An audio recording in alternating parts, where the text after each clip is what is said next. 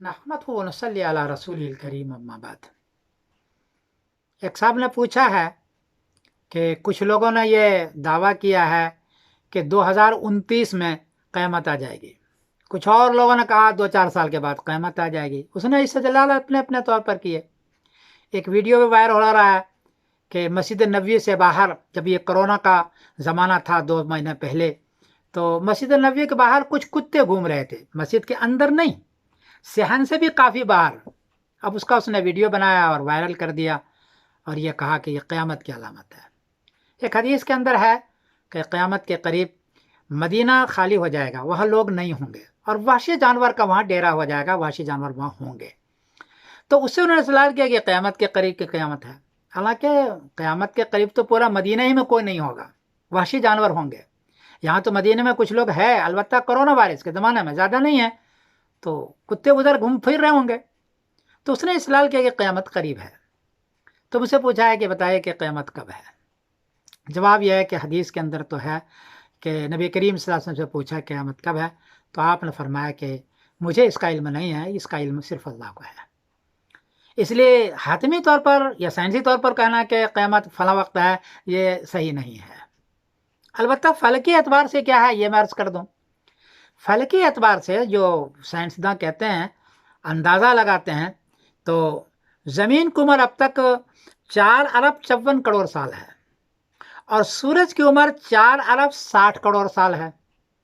सूरज की उम्र, वो ये भी कहते हैं कि हर सेकंड में सूरज के अंदर 40 lakh ton hydrogen bomb, hydrogen gas helium gas में तब्दील होता है और हेलियम गैस जल जाता है, उसको ऐसे गर्मी आती है।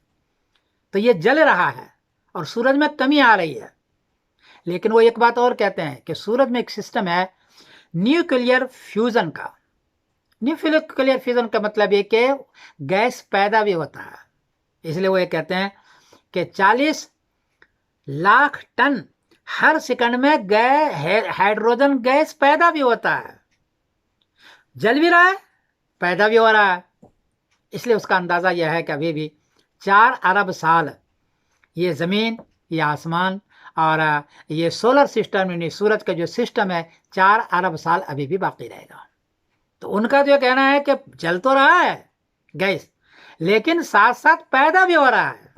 और ताज्जुब की बात नहीं है कि अल्लाह ताला कैसे निज़ाम है। भाई एक जरासीम थे, इंसान एक जरासीम होता है, उसको अल्लाह ताला कैसे पैदा करते हैं और किस आँखें कान सब देते हैं और 5.5 फीट का इंसान बना के रख देते हैं, 5.5 फीट का इंसान बन जाता है। तो ऐसे अल्लाह ताला ने सूरज में जहाँ जलने का निज़ाम है, जिसकी वजह से रोशनी और सुबह होती है, वहाँ पैदा होने का भी निज़ाम है।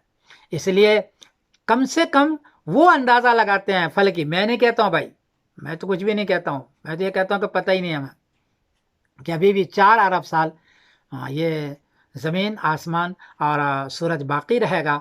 इसलिए ये कहना है कि अभी फ़ौरन क़यामत आ रही है और कल आ रहा है और परसों आ रही है, तो ये कहना इतना सही नहीं है। क़यामत जब आएगी उसकी अलामत में से बड़ी अलामत है कि दुनिया के अंदर इंसान अल्लाह अल्लाह कहने वाला नहीं होगा। इंसान अल्लाह अल्लाह कहने वाला, अभी भी बहुत सारे लोग अल्लाह अल्लाह कहने वाले हैं।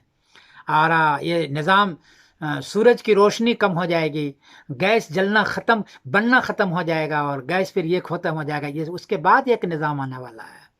इसलिए लोगों को डराना और बड़े बड़े दावे करना ये सही बात नहीं है। और मदीना तैयब जो कुत्ता हुआ है वो सहन के बहुत बाहर है और इंसान चूँकि वहाँ कोरोना वायरस के दरमियान नहीं था, कोई नहीं था, इसलिए कुत्ता इधर थोड़ा घूम रहा है। माने मदीना तैयबा के दूर में कुत्ते वगैरह हैं, कोई ऐसी बात नहीं है। इसलिए ये क़यामत की अलामत में से नहीं है। ये जो कोई इस्तेदलाल किया और मदीना तैयबा के बारे में जो कुछ गलत लोगों ने इन्फॉर्मेशन दी है और गलत तासुर दिया है, ये सही तासुर नहीं है। मैं समीरुद्दीन कासिम बोल रहा हूँ, मैनचेस्टर इंग्लैंड से।